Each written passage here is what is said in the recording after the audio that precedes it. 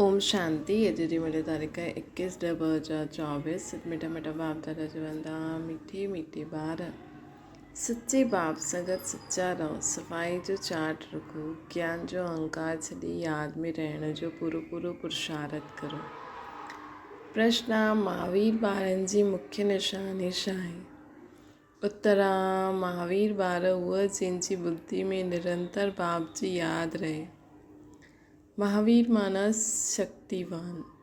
महावीर उहा जंहिंखे निरंतर ख़ुशी हुजे, जो आत्म अभिमानी हुजनि, जंहिंमें जरा बि देह जो अहंकार न हुजे। अहिड़ा महावीर ॿारनि जी बुद्धि में रहंदो आहे कि असां आत्मायूं आहियूं ऐं बाबा सां पढ़ाई था पढ़ूं। ओम शांति। रूहानी बाप रूहानी ॿारनि सां पुछंदा आहिनि, पंहिंजी की रूह व आत्मा सम्झी वेंदा आहियो? शिवजी बाप ॼाणंदा आहिनि ई कुझु डिफ़िकल्ट आहे, इन में महिनत आहे। पंहिंजी खे आत्मा सम्झी करे बाप जी यादि में रही करे वेहणु पढ़णु हर कर्म करणु, इहे कुझु डिफ़िकल्ट आहे, इन में महिनत आहे। लेकिन अगरि असांखे बाबा सां गॾु रहण में मज़ो ईंदो हूंदो त असांजो घड़ी घड़ी अटेंशन वेंदो त सहज थी वेंदो। जो आत्म अभिमानी थी करे वेठा आहिनि उन्हनि खे ई महावीर चईंदासीं। पंहिंजे खे आत्मा सम्झी बाप खे यादि करिणो आहे, उन्हनि खे महावीर चईंदासीं। हमेशह पंहिंजे खां पुछंदा रहो, असां आत्म अभिमानी आहियूं, यादि सां ई महावीर ठहींदा आहियूं, गोया सुप्रीम ठहींदा आहियूं। ऐं जो बि धर्म वारा ईंदा आहिनि उहे एतिरा सुप्रीम न ठहींदा आहिनि। यादि सां ई असां महावीर ठहींदा आहियूं, सुप्रीम ठहींदा आहियूं। ॿिया धर्म वारा एतिरा सुप्रीम न ठहींदा आहिनि, उहे त ईंदा बि देरि सां आहिनि। तव्हां नंबरवार सुप्रीम ठहींदा आहियो। सुप्रीम माना शक्तिवान, महावीर। त अंदरि में इहा ख़ुशी थींदी आहे कि असां आत्मायूं आहियूं।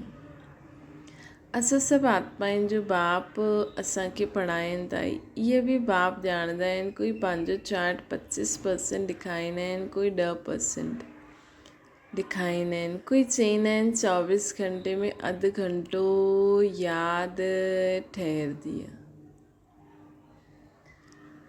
त केतिरो परसेंटेज थियो? पंहिंजी ॾाढी संभाल रखणी आहे, धीरे धीरे महावीर ठहिणो आहे। फट सां न ठही सघंदा, महिनत आहे न। उहो जो ब्रह्म ज्ञानी तत्व ज्ञानी आहिनि, इहे न सम्झो उहो पंहिंजे खे कोई आत्मा सम्झंदा आहिनि, उहो त ब्रह्म घर खे परमात्मा सम्झंदा आहिनि। स्वयं खे चईंदा आहिनि अहम ब्रह्मस्यम। हाणे घर में थोरी योग लॻाइबो आहे, घर सां थोरी योग लॻाइबो आहे। हाणे तव्हां ॿार ॼाणंदा, ऐं इहे बि न ॼाणंदा आहिनि कि असां आत्मा योग था लॻायूं। आत्मा जे बारे में बि पूरो परिचय न हूंदो आहे उन्हनि खे। हाणे तव्हां ॿार ॼाणंदा आहियो, बाप सम्झाए, आत्मा सम्झंदा आहियो। हाणे तव्हां पंहिंजे खे आत्मा सम्झंदा आहियो। इहे पंहिंजो चार्ट ॾिसणो आहे।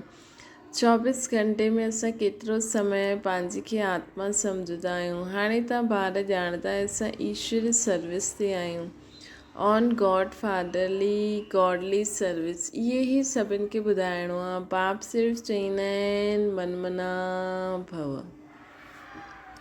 अर्थात पंहिंजे खे आत्मा सम्झी मूंखे यादि करो। इहा तव्हांजी सर्विस आहे, पंहिंजे खे आत्मा सम्झी मूंखे यादि करणु। जेतिरो तव्हां सर्विस कंदव ओतिरो तव्हांखे फल मिलंदो। पंहिंजे खे आत्मा सम्झी बाप खे यादि करणी, इहा तव्हांजी सर्विस आहे। जेतिरो तव्हां सर्विस कंदा ओतिरो फल मिलंदव। इहे ॻाल्हियूं सुठी रीति सम्झण जूं आहिनि। सुठा महारथी ॿार बि हिन ॻाल्हियुनि खे पूरो सम्झंदा न आहिनि। इन में ॾाढी महिनत आहे। महिनत बग़ैर फल थोरी मिली सघंदो। त बाबा चईंदा आहिनि कि ॾिसो, वैसे त अलॻि अलॻि सर्विस आहिनि, लेकिन ख़ुदि खे आत्मा सम्झी करे बाप खे यादि करण बि बाबा चईंदा आहिनि हिन सां बि। इन में ई त सभु कुझु समायल आहे। यादि में रही करे सर्विस कंदासीं, कुछ भी वाचा कर्मणा ऐं यादि में रही करे कुछ भी कमु कंदासीं हिन सां ई त असांजी आत्मा बि शुद्ध थींदी, पाप बि भस्म थींदा, ज्ञान जी धारणा बि थींदी, वायुमंडल बि शुद्ध थी वेंदो, असां में दैवी गुणनि जी धारणा करे बि वठंदासीं, शुद्ध संग जो रंग लॻंदो।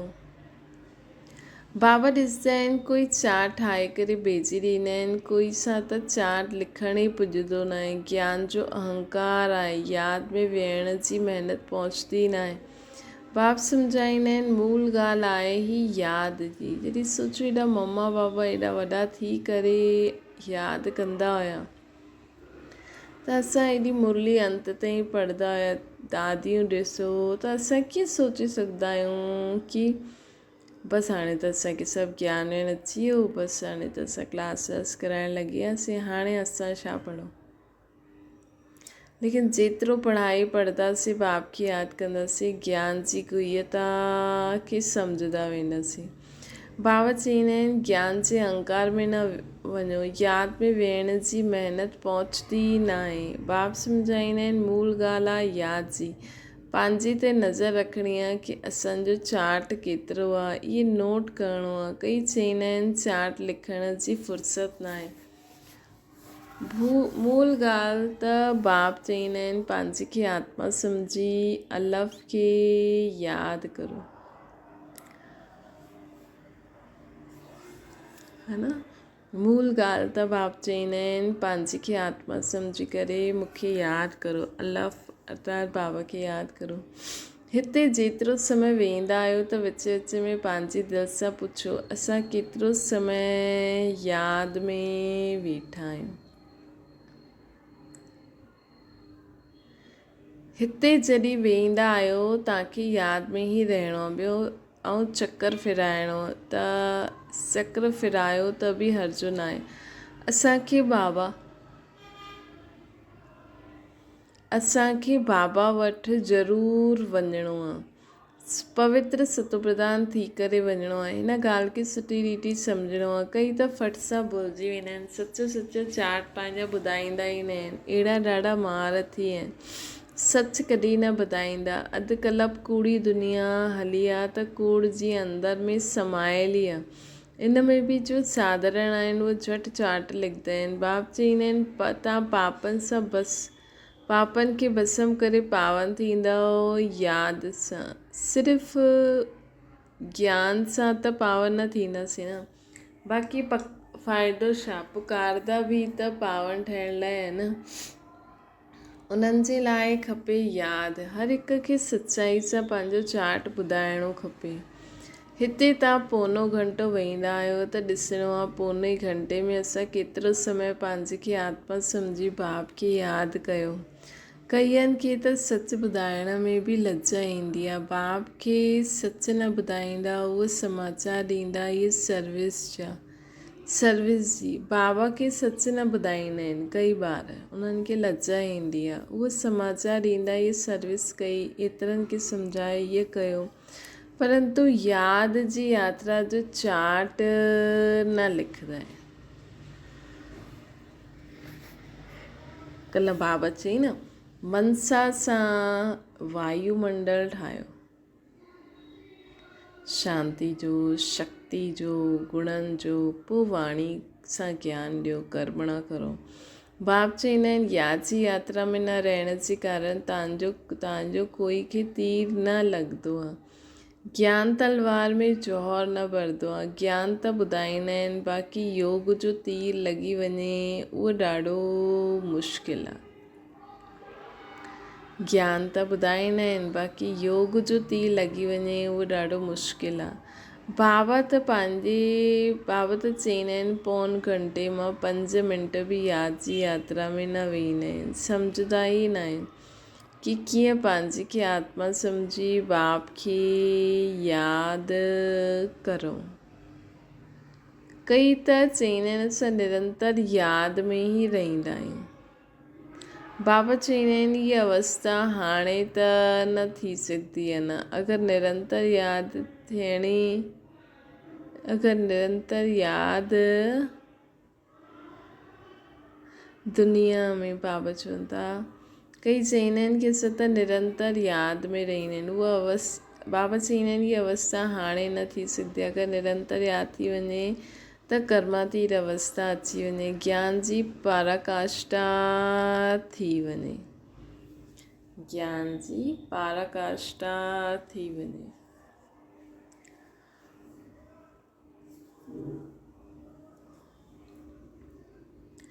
थोरो ई कंहिंखे सम्झाइण सां तव्हांजो तीर लॻी वञे, महिनत आहे न। विश्व जो मालिक कोई ईअं थोरी ठही वेंदो आहे। माया तव्हांजी बुद्धि जो योग काथां खां काथे वठी खणी वेंदी आहे। मित्र संबंधी आदि यादि ईंदा रहंदा आहिनि। विलायत वञण जी त प्रैक्टिकल इच्छा आहे, उहो खींचदी आहे। जो प्रैक्टिकल इच्छा आहे, बुद्धि जो योग बिल्कुलु टुटिजी पवंदो आहे। पोइ लॻंदो आहे विलायत वञो, ॿियो कोई तरफ़ बुद्धि न वञे। इन में ॾाढी महिनत खपे, है ना। असांजो बुद्धि योग बाबा वटि, मन में बाबा जी यादि, संकल्प, पोइ जो बाबा जो डायरेक्शन मिले उन अनुसार असांखे कर्म करिणो आहे। असांखे पंहिंजी बुद्धि न हलाइणी आहे। असांखे बाप जी यादि में बाबा चई हीअ कमु करो त हीअ करो, हीअं न मूंखे हेॾे वञिणो आहे, हेॾे वञिणो आहे, इहो खपे उहो खपे। सिर्फ़ु हिकु बाप जी यादि रहणी खपे ऐं कर्म कंदा हलो, जो बि मिले। ये देह बि यादि न अचे, इहा अवस्था तव्हांजी पिछाड़ी में थींदी। बाबा खे बाक़ी असां ॿुधाईंदा रहूं बाबा ईअं थो थिए, ईअं थो थिए, त बाबा उन अनुसार असांखे डायरेक्शन ॾींदा वेंदा। दिन प्रतिदिन जेतिरो यादि जी यात्रा खे ॿुधाईंदा रहंदा, हिन में तव्हांजो ई कल्याण आहे। जेतिरो यादि में रहंदो ओतिरो तव्हांजी कमाई थींदी। अगरि शरीर छुटिजी वियो या अगरि शरीर छुटिजी वञे पोइ इहा कमाई त करे न सघंदव न, है न। वञी करे नंढो ॿार ठहींदव त कमाई छा कंदव? भले आत्मा में ई संस्कार आत्मा खणी वेंदी, परंतु टीचर त खपे न, जो पोइ स्मृति दिलाए। स्मृति बाप जी स्मृति दिलाईंदा आहिनि। बाप बि स्मृति ॾियाराईंदा आहिनि असांखे, है न। नंढो ॿार त ठही वेंदो, पोइ उनखे बाप टीचर बि त खपे न, जो स्मृति ॾियाराए। बाप खे यादि करो, इहे सवाइ तव्हांजे ॿियो कंहिंखे पतो ई न आहे की बाप जी यादि सां ई असां पावन ठहींदासीं। त बाबा जी यादि ई गंगा जल आहे। उहो त गंगा सनान खे ई ऊच मञंदा आहिनि, इन करे गंगा सनानु कंदा रहंदा आहिनि। बाबा त इन्हनि सभिनि ॻाल्हियुनि जो अनुभवी आहे। इन्हनि त ॾाढा गुरू कई, उहे सनानु करण वेंदा हुआ पाणी जो। हिते तव्हांजो सनानु हूंदे ई, हिते तव्हांजो सनानु हूंदो आहे यादि जी यात्रा सां। उहो त सनानु करणु पाणी में वेंदा आहिनि। हिते असांजी आत्मा जो सनानु कंहिंसां थींदो आहे? यादि जी यात्रा सां। सवाइ बाप जी यादि से तव्हांजी आत्मा पावन न थी सघे। इन जो नाम योग अर्थात यादि जी यात्रा चइबो आहे। बाबा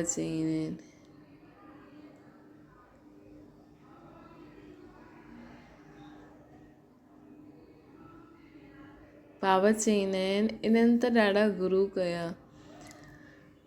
हाणे तव्हांखे पतो आहे की असांजी आत्मा पावन बाप जी यादि सां ई थींदी। सवाइ बाप जी यादि जे तव्हांजी आत्मा पावन न थी सघंदी आहे। इन जो नाम ई आहे योग अथवा यादि जी यात्रा। ज्ञान जो सनानु, ज्ञान खे सनानु न सम्झणो, ज्ञान खे योग जो सनानु आहे।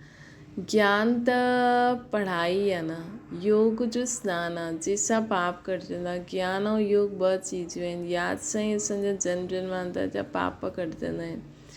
बाप चईंदा आहिनि हिन यादि जी यात्रा सां ई तव्हां पावन सतो प्रधान ठही वेंदव। हिन यादि जी यात्रा सां ई असां पावन सतो प्रधान ठही वेंदासीं। बाप त ॾाढो सुठी रीति सम्झाईंदा आहिनि। मिठे मिठे ॿार, इन्हनि ॻाल्हियुनि खे सुठी रीति सम्झो। त ज्ञान ऐं योग ॿ चीजूं आहिनि। त ज्ञान जा पढ़ाई मतिलबु श्रृंगार करणु, यादि सां सनानु करणु। मिठी मिठी ॿार हिन ॻाल्हियुनि खे सुठी रीति सम्झो, इहा भूलो न। यादि जी यात्रा सां ई जन्म जन्मांतर जा पाप कटजंदा। बाक़ी ज्ञान त कमाई आहे। यादि ऐं पढ़ाई ॿई अलॻि अलॻि चीज़ आहिनि। ज्ञान विज्ञान, ज्ञान माना पढ़ाई, विज्ञान माना योग अथवा यादि कंहिंखे ऊच रखंदा आहिनि। ज्ञान ऐं योग, यादि जी यात्रा ॾाढी वॾी आहे। बाबा चवनि था यादि जी यात्रा ॾाढी वॾी आहे। यात्रा बि थी वई, यादि मतिलबु यात्रा बि थी वई, है न। त इन में महिनत आहे। स्वर्ग में त सभु वेंदा, सतयुग आहे स्वर्ग, त्रेता आहे सेमी स्वर्ग। हुते त हिन पढ़ाई अनुसार वञी करे विराजमान थींदासीं। बाक़ी मुख्य आहे ई योग जी ॻाल्हि। प्रदर्शनी व म्यूज़ियम आदि में बि तव्हां ज्ञान सम्झाईंदा, योग थोरी सम्झाए सघंदा आहियो। सिर्फ़ु एतिरो चईंदा आहिनि, पंहिंजे खे आत्मा सम्झ, बाप खे यादि करो। बाबा चईंदा आहिनि कि योग थोरी सम्झाए, प्रदर्शनी में त ज्ञान सम्झाईंदा, सिर्फ़ु एतिरो चईंदा पंहिंजे खे आत्मा सम्झी बाप खे यादि करो। बाक़ी ज्ञान त ॾाढो ॾींदा न प्रदर्शनी आदि में। बाप चईंदा आहिनि पहिरियों ॻाल्हि हीअ ॿुधायो कि पंहिंजे खे आत्मा सम्झी बाप खे यादि करो। इन ज्ञान ॾियण जे लाइ ई तव्हां एतिरा चित्र ठाता आहिनि। एतिरी ॻाल्हि सम्झाइण लाइ असां एॾा सारा चित्र ठाता आहिनि कि ख़ुदि खे आत्मा सम्झी बाप खे यादि करो। पंहिंजे खे आत्मा सम्झण सां देह जो अहंकार बिल्कुलु टुटिजी पवंदो आहे। ज्ञान में त ज़रूरु मुख खपे न वर्णन करण लाइ। या योग जी त ॻाल्हि ई योग जी त हिकु ई ॻाल्हि आहे। योग जी त हिकु ई ॻाल्हि आहे। पंहिंजे खे आत्मा सम्झी बाप खे यादि करो। पढ़ाई में त देह अहंकार, पढ़ाई में त देह जी दरकार आहे न। पढ़ाई पढ़ण लाइ शरीर बिगर कीअं पढ़ंदा ऐं पढ़ाईंदा। ऐं यादि त ख़ुदि खे आत्मा सम्झी बाबा खे यादि करिणो आहे। पतित पावन बाप आहे त हुन सां गॾु योग लॻाइणो पए, परंतु कोई ॼाणंदो न आहे। बाप ख़ुदि अची करे सिखलाईंदा आहिनि। मनुष्य खे कॾहिं सिखलाए न सघनि। बाप ई चईंदा आहिनि मूंखे यादि करो। इनखे चइबो आहे परमात्मा, है न। परमात्मा ई ज्ञान जो सागर आहे। इहा ॾाढी सम्झण जी ॻाल्हि आहे। सभिनि खे इहे ई चयो कि बेहद जे बाप खे यादि करो। उहो बाप नई दुनिया स्थापना कंदा आहिनि। उहे सम्झंदा ई न आहिनि कि नई दुनिया स्थापना थियणी आहे। उहो त जो भॻवान खे यादि करनि, ध्यान में बि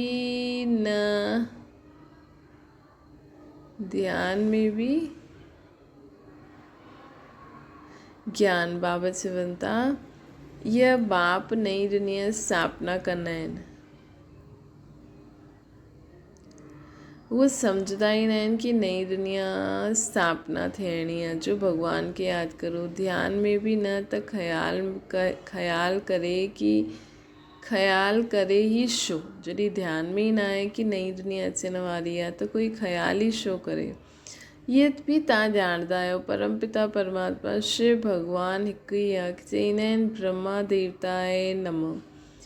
पोइ पिछाड़ी में चईंदा आहिनि शिवाय नमः। उहो बाप आहे ऊच ते ऊच, परंतु उहो छा आहे इहे बि ॼाणंदा न आहिनि। अगरि पथर टिकर में आहे पोइ त नमः काहे जो चऊं, है न। अर्थ रहित ॻाल्हाईंदा आहिनि। हिते त तव्हांखे आवाज़ सां परे रहिणो, हिते त असांखे आवाज़ सां परे रहिणो, अर्थात निर्वाण धाम शांती धाम में पंहिंजी बुद्धि लॻाइणी आहे। शांती धाम सुखधाम चइबो आहे न, उहो स्वर्ग धाम आहे। नर्क खे धाम न चईंदासीं। अक्षर ॾाढा सहज आहिनि। क्राइस्ट जो धर्म केसि ताईं हलंदो, इहे बि उन्हनि माण्हुनि खे कुझु पतो न आहे। चईंदा आहिनि क्राइस्ट 3000 वर्ष खां पोइ पहिरियों पैराडाइज़ में हुयो, अर्थात देवी देवताउनि जो राज्य हुयो, त पोइ बि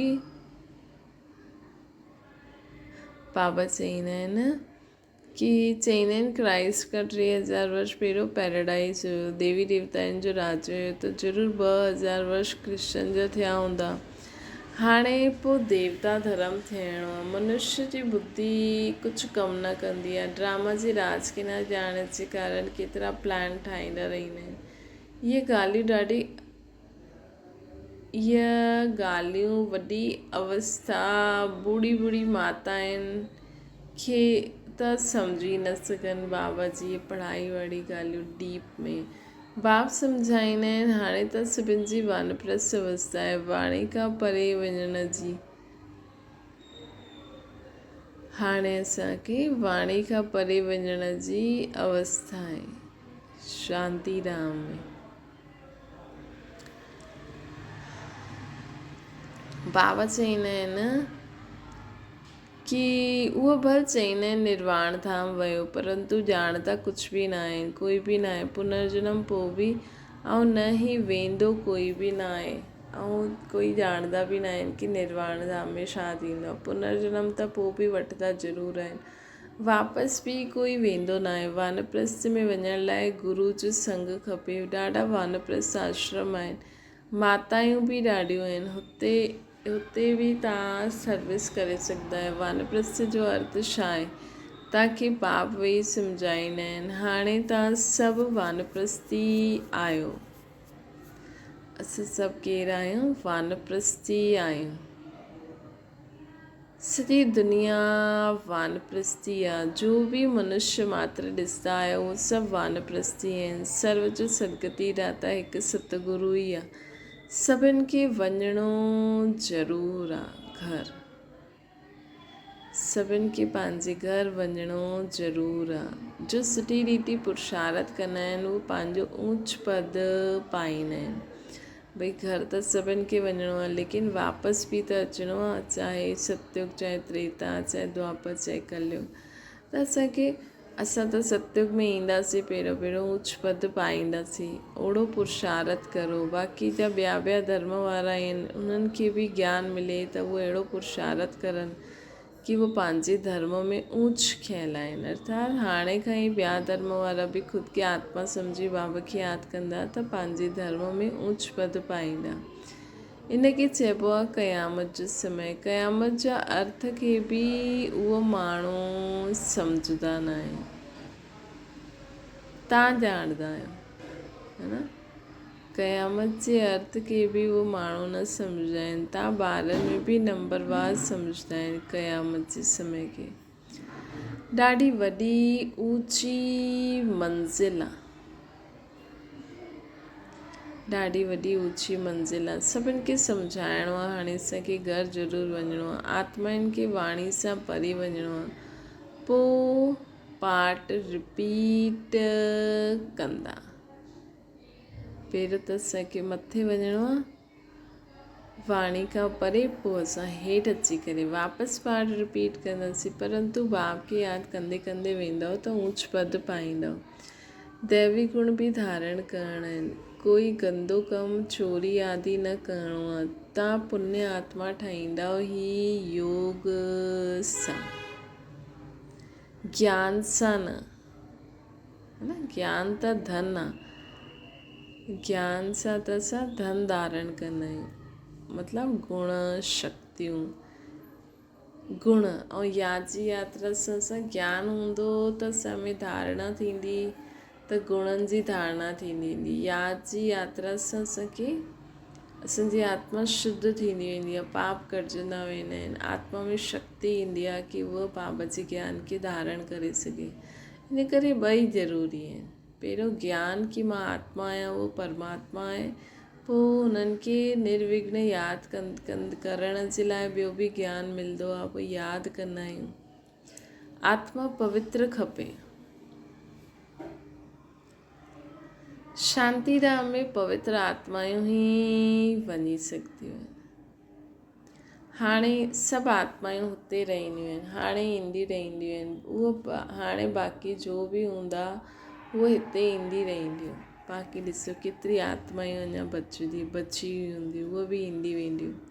तव्हां ॿारनि खे यादि यात्रा में ॾाढो रहिणो आहे। हिते तव्हांखे मदद सुठी मिलंदी आहे, हिकु ॿ जो बल मिलंदो आहे न। ॾाढा थोरा ॿारनि जी ई ताक़त कमु कंदी आहे, है न। ईअं न सम्झो असां वटि जो बि ज्ञानी योगी आहिनि उहे सभिनि जो योग लॻंदो आहे न। उन्हनि में बि ॾाढे थोरा जो विधि पूर्वक सम्झंदा आहिनि, ख़ुदि खे आत्मा सम्झी बाबा खे यादि कंदा आहिनि। उन्हनि जी ई ताक़त पूरे यज्ञ खे हलाईंदी आहे। जेकी आत्मायूं यादि कंदियूं आहिनि न, ॾाढो बाबा चवनि था न, ॾाढे थोरनि ॿारनि जी ही ताक़त कमु कंदी आहे। मतिलबु ॾाढा थोरा ॿार ई बाबा खां शक्ति वठी करे पोइ ॿियनि जी पालना कंदा। उहे ई त राजा रानी ठहींदा न। गोवर्धन पहाड़ ॾेखारींदा आहिनि न, अंगुली ते उठाई तव्हां गोप गोपियूं आहे न। सतयुगी देवी देवता आहिनि जे गोप गोपियुनि कंहिंखे चइबो आहे, बाबा चईंदा आहिनि सतयुगी देवी देवता आहिनि खे गोप गोपियूं न चईंदासीं। उंगली तव्हां ॾींदा आहियो त गोप गोपियूं बि असां थी वियासीं, गोप गोपियूं बि असां थी वियासीं। बाबा चईंदा आहिनि आयरन एज खे गोल्डन एज व नर्क खे स्वर्ग ठाहिण लाइ तव्हां हिकु बाप सां गॾु बुद्धि योग लॻाईंदा आहियो। योग सां ई पवित्र ठहिणो आहे, इन ॻाल्हियुनि खे भुलिजणो न आहे। हीअ ताक़त तव्हांखे हिते मिलंदी आहे। ॿाहिरि में त असली मनुष्यनि जो संग रहंदो आहे न। ॿाहिरि में त असली मनुष्यनि जो संग रहंदो आहे। हुते यादि में रहणु ॾाढो मुश्किल आहे। एतिरो अडोल रहणो आहे उते, एॾो अडोल। बाबा चईंदा आहिनि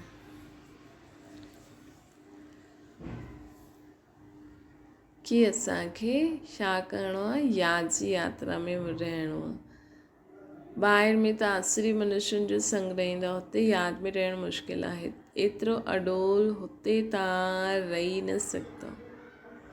संगठन खपे। हिते सभु हिकु रस इकट्ठा वेहींदा आहिनि त मदद मिलंदी आहे। हिते धंधो आदि कुझु न आहे, बुद्धि काॾे वेंदी न। ॿाहिरि में रहण सां बुद्धि धंधे आदि तरफ़ बुद्धि वेंदी आहे, खीचंदी आहे। जीअं त असांखे कोई कमु आहे, हा शरीर निर्वाह त उन्हनि खे खाराइण पीअण लाइ थोरो ध्यानु ॾियणो पवंदो आहे। बाक़ी त बसि मथे ई बाबा सां गॾु वेठा रहो, अर्थात बुद्धि सां। बुद्धि असांजी सॼो ॾींहुं मथे लॻी रहे, ॿियो छा करिणो आहे। कंहिंखे ज्ञान बि ॾियणो आहे त बाबा जी यादि में ॾींदव त उनखे सही जो पॉइंट खपे उहो मिली वेंदी। बाबा चईंदा आहिनि बुद्धि काॾे वेंदी, हिते जाते खेल कूद कराईंदा आहिनि। बाबा चईंदा आहिनि कि बाबा एॾो कुझु असांखे ज्ञान जा रतन ॾेई खेॾण बि सेखारींदा आहिनि न। त बाबा चईंदा आहिनि हिते त काॾे बुद्धि वञी न सघंदी आहे न। मधुबन में अगरि चाहो त हुते कमु थोरी हूंदो, हुते सॼो ॾींहुं बाबा सां गॾु उहो ई अभ्यास बि असांखे दुनिया में बि कमु ईंदो। हितां जो वायुमंडल ॾाढो शुद्ध रहंदो आहे। ड्रामा अनुसार दूर पहाड़ी ते अची करे वेठा आहियूं, यादगार बि साम्हूं एक्यूरेट आहे। बाबा चवनि था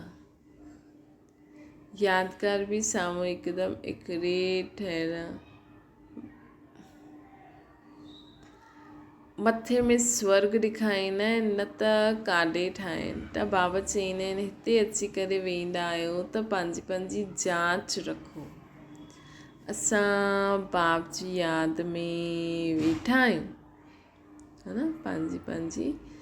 पंहिंजी जांच करो। असां सदा बाप जी यादि में वेंदा आहियूं या किथां जी किथे आवाज़ु ईंदी आहे त हेॾे होॾे बुद्धि भटकदी, कननि में आवाज़ बि ईंदा। लेकिन इहे ई त असांखे एकाग्रता जी शक्ति धारण करणी आहे न। जेका इन एकाग्रता जी शक्ति सां पंहिंजी मन बुद्धि खे बाबा वटि ठहिराए सघंदा, अंत में उहे ई त पास विद ऑनर्स थींदा न, न त अंत में त केॾी सारी आवाज़ूं ईंदियूं, केॾे सारे माण्हुनि जा संकल्प हलंदा, लेकिन सभिनि जा संकल्प स्टॉप। बसि बाबा, बसि असांखे हिकु ई संकल्प हुजे, बाबा, ॿियो कुझु बि न, ॿियो कुझु असां ॼाणंदा ई न आहियूं। तॾहिं सभी आत्मायूं बि मुक्ति खे प्राप्त कंदियूं। स्वदर्शन चक्र बि फिरंदो रहे, है न। त अॼु असांखे यादि जो चार्ट रखिणो आहे। एकाग्रता जी शक्ति विच विच में करो स्टॉप। जॾहिं असां स्टॉप चऊं त बसि मां ऐं बाबा, ॿियो कुझु बि चीज़ूं आदि कोई किन किथे गैस वैस या ईअं अखियूं खोले करे कजो त हिकु सेकेंड स्टॉप, वरी हेठि। अच्छा, मीठी मीठी सिकी लॾे ॿारनि प्रति माता पिता बाप दादा जो यादि प्यार ऐं गुड मॉर्निंग। रूहानी बाप जी सभिनि रूहानियुनि ॿारनि खे नमस्ते। असांजी बि रूहानी माता पिता बाप दादा खे यादि प्यार गुड मॉर्निंग ऐं नमस्ते। धारणा जे लाइ मुख्य सार, पंहिंजी यादि जे चार्ट ते पूरी नज़र रखणी आहे। ॾिसणो आहे असां बाबा खे केतिरो समय यादि कंदा आहियूं। यादि जे समय बुद्धि काथे काथे भटकदी आहे, ये चेक करिणो आहे। ॿियो आहे हिन क़यामत जे समय वाणी खां परे वञण जो पुरुषार्थ करिणो आहे। बाबा चवनि था हिन क़यामत जे समय वाणी खां परे रहण जो पुरुषार्थ करिणो आहे। बाप जी यादि सां गॾु दैवी गुण बि ज़रूरु धारण करणा आहिनि।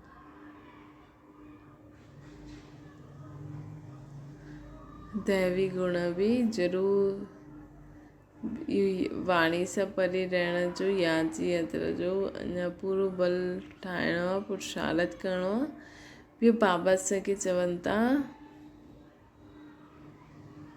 कि बाप जी प्यार,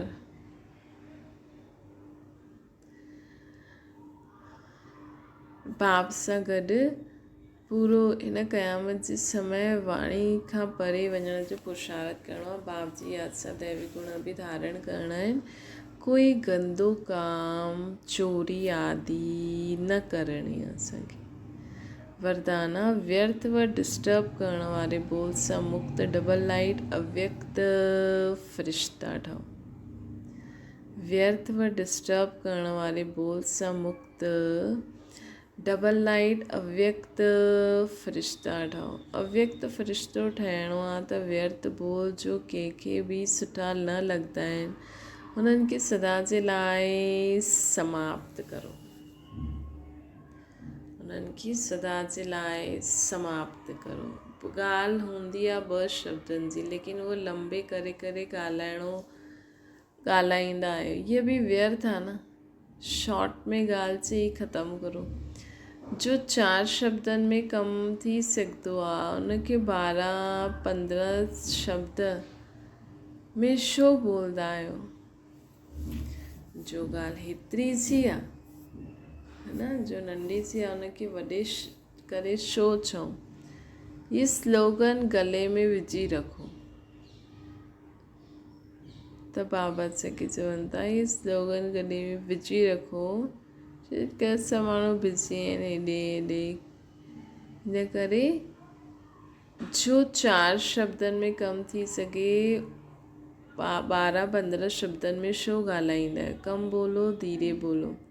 ये स्लोगन गले में विझी रखो कि मूंखे घटि ॻाल्हाइणो आहे, धीरे ॻाल्हाइणो आहे, व्यर्थ न सोचणो आहे। पंहिंजी बुद्धि सदा परमधाम में बाबा वटि रखणी आहे। मन में सदा बाबा जी यादि, ज्ञान जो मनन चिंतन कंदा हलो, सुदर्शन चक्र फिराईंदा हलो। व्यर्थ व डिस्टर्ब करण वारे बोल सां मुक्त ठहो।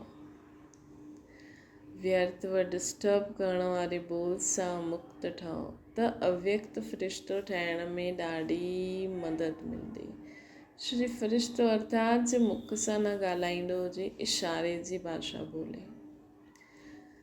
स्लोगन आहे जो स्वयं खे परमात्मा प्यार जे पुठियां कुर्बान कंदा आहिनि, जो स्वयं खे परमात्मा प्यार जे पुठियां कुर्बान कंदा आहिनि, सफलता उन्हनि जे गले जी माला ठही वेंदी आहे।